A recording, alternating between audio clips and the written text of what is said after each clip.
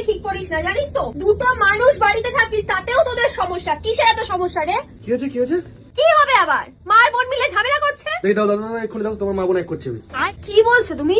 আরে তোমার মা বোনের মধ্যে এক করে দিচ্ছি, মানে মিল করে দিচ্ছি, মা বোন এক করে দিচ্ছি তাই বললাম। আরে কি হয়েছে? কি কেন ঝামেলা করবে দুজন মিলে সামনের বাড়ির সাথে? আচ্ছা আচ্ছা, তাহলে যদি একবারে না বোঝে তাহলে একটা কাজ কর, ওনাকে বল দুবার করে বুঝিয়ে দিতে। কি গো, কার কথা বলছো? আরে একবারে তো বুঝতে পারিনি, দুবার করে বোঝাতে বল, 2-3 বার করে বোঝাতে বল।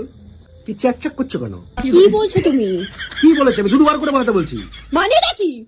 আরে একবারে বুঝতে পারে, আনারই একখানা হয়েছে সব তো এমনি। হ্যালো, এ তোর ঝামেলা কর, সালা নিজের মধ্যে ঝামেলা লেগেছে তোর জন্য। কি বললে আমার বোনকে? কি বললে তুমি? বলছে বুড়ি পিসি নাকি কি একটা কথা বলেছে, সেটা বুঝতে পারিনি। তো উনি একবারে যখন বুঝতে পারিনি, দুবার করে বুঝিয়ে দিক। কে দুবার করে বুঝিয়ে যাবে? আরে দুবার তাকে বলছি দুবার করে বুঝিয়ে এক কথা বুঝতে পারছো না, 2-3 বার। দুবারই বলো। আরে ধরো তোমার মনের মধ্যে যদি ইয়ে থাকে তাহলে সেটা আমার বাবার দোষ।